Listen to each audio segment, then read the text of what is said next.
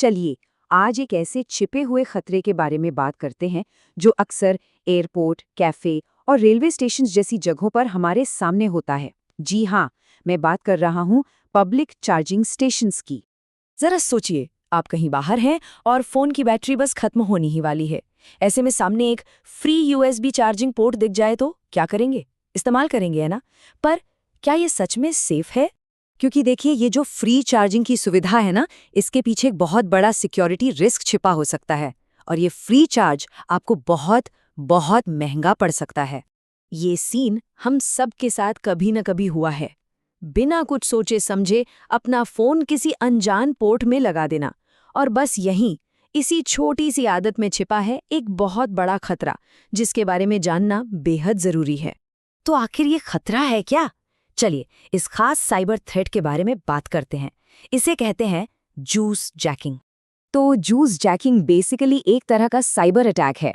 Hackers क्या करते हैं कि वो पब्लिक यूएसबी पोर्ट्स को मॉडिफाई कर देते हैं और जैसे ही आप अपना फोन चार्जिंग पर लगाते हैं, वो आपके डिवाइस में कोई मैलवेयर डाल सकते हैं या फिर आपका सारा पर्सनल डेटा चुरा सकते हैं। अब असली खेल यहीं पर होता है।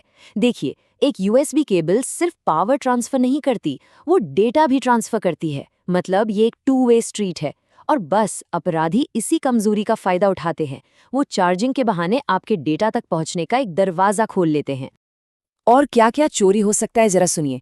आपकी पर्सनल तस्वीरें, आपके बैंक के ओटीपी, पासवर्ड, आपकी कॉन्टैक्ट लिस्ट, आपके प्राइवेट मैसेजेस, मतलब आपके फोन में जो कुछ भी है सब कुछ खतरे में आ जाता है। लेकिन घबराने की बात नहीं है। अब जब हम इस प्रॉब्लम को जान गए हैं, तो चलिए इसके सॉल्यूशन पर बात करते हैं। देखते हैं कि हम अपनी डिजिटल जानकारी को सेफ कैसे रख सकते हैं। तो सेफ रहने के 3 बहुत ही आसान तरीके हैं। नंबर 1, हमेशा अपना चार्जर और केबल यूज करें। नंबर 2, चार्जर को सीधे दीवार वाले सॉकेट में लगाएं, किसी पब्लिक यूएसबी पोर्ट में नहीं। और नंबर 3, जो सबसे सेफ तरीका है, वो है एक पावर बैंक का इस्तेमाल करना।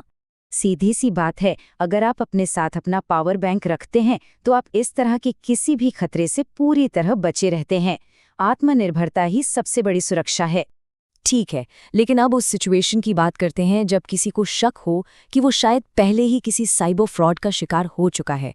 तो ऐसे में क्या करना चाहिए? अगर आपको जरा सा भी शक होता है तो सबसे जरूरी बात यह है कि आप फौरन एक्शन लें, क्योंकि आप जितनी देर करेंगे नुकसान उतना ही बढ़ सकता है।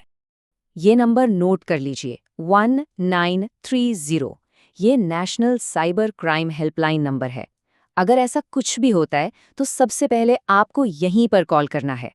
इसके बाद आप अपनी फॉर्मल कंप्लेन cybercrime.gov.in पर जाकर भी दर्ज करा सकते हैं। ये official national cyber crime reporting portal है। तो आखिर में बस एक सवाल, क्या कुछ मिनटों की सहूलियत के लिए अपनी पूरी डिजिटल लाइफ को दांव पर लगाना सही है? अगली बार जब भी फोन चार्ज करने की जरूरत पड़े तो इस बारे में एक बार जरूर सोचिएगा।